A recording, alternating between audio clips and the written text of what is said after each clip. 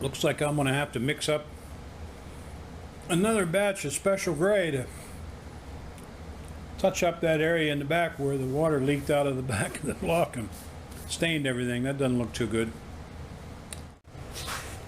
Today's project is going to be hanging the transmission or gearbox on the back of the engine. So we've got to get our mounting brackets off of here from the run stand and get things ready to go.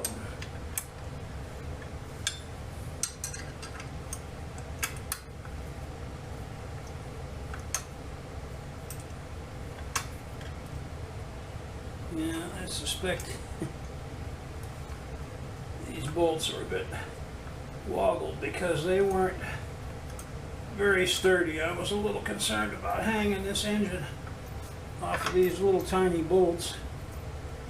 We'll see what they look like when they come out.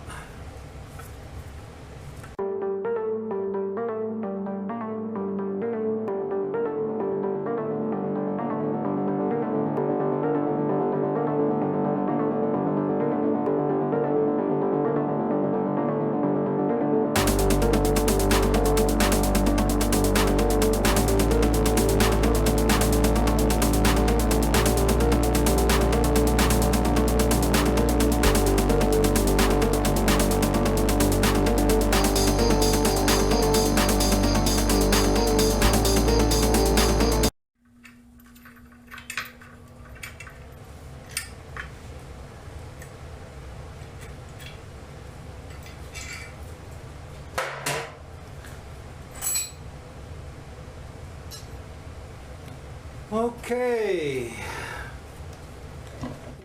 In the old days, I don't know why they call them the old days, it should be the young days.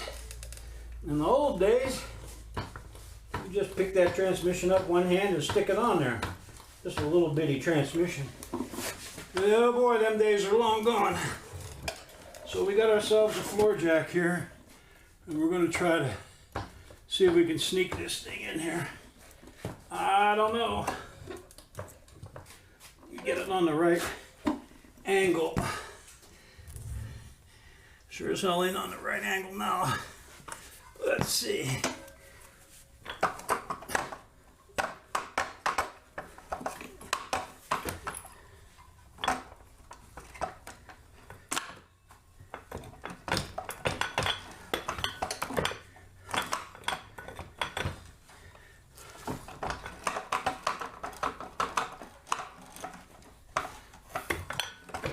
Well, ain't this fun?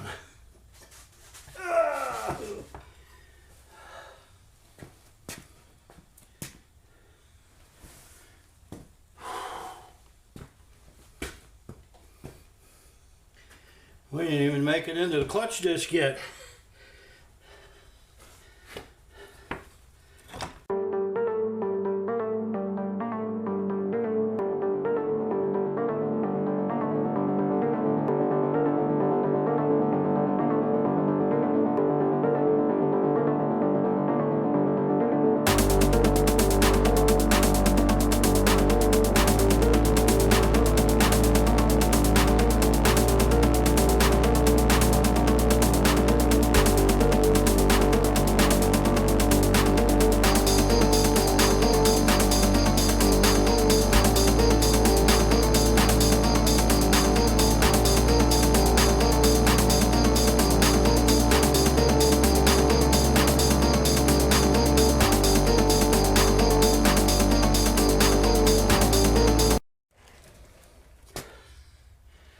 Yay, they.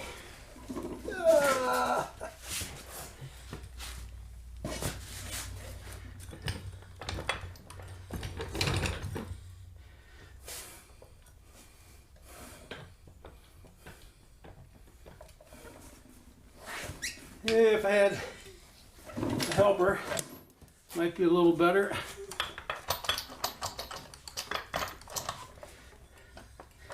Just cannot get that thing to go in. Don't know why. Right there.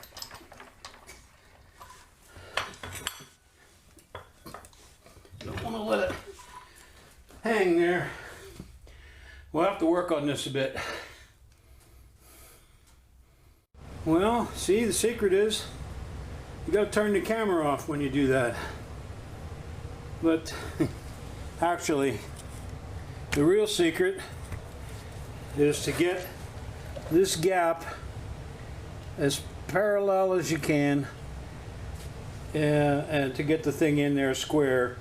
The problem was that the transmission was a little too high in the back, and once we got that lowered down and got the input shaft lined up right, just turned it just a bit, and that puppy slid right in there. So now what we do is go and put our bolts in all the way around and get her pulled up tight, and it should be good. Would have been nice to catch that pop in there on camera, but oh well, I ain't taking it out and putting it back in again just for the camera. So, you remember in one of our unboxings, we ordered some new bell housing bolts. We'll dig them out.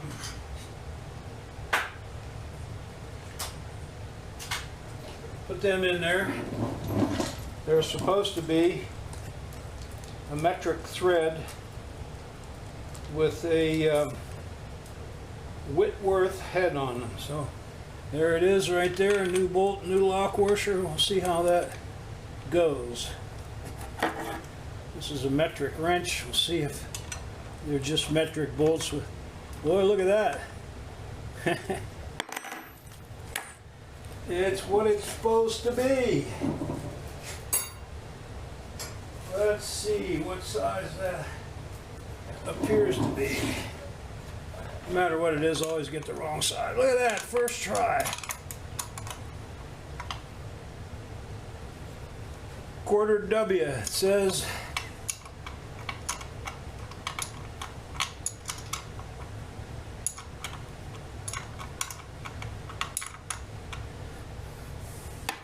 A couple more of them in there.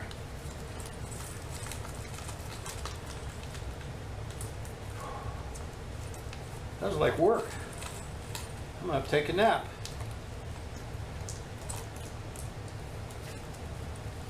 Oh,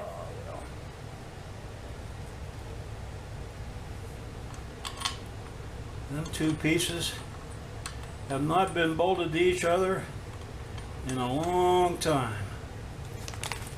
Hopefully they're happy to be back together.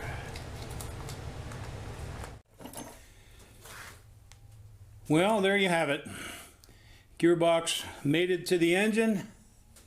You got her hanging from the hoist. Boy, it's hanging nice and square too.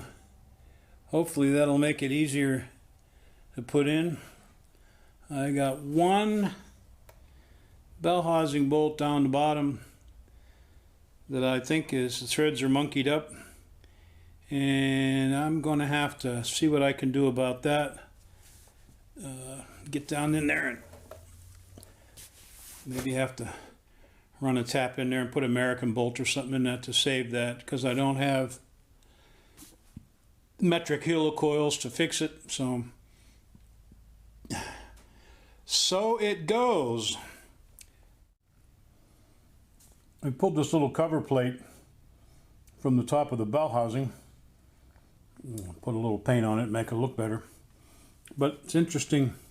You can look down in there, and the whole purpose of this cover plate is so you can see how your release mechanism works with the pressure plate.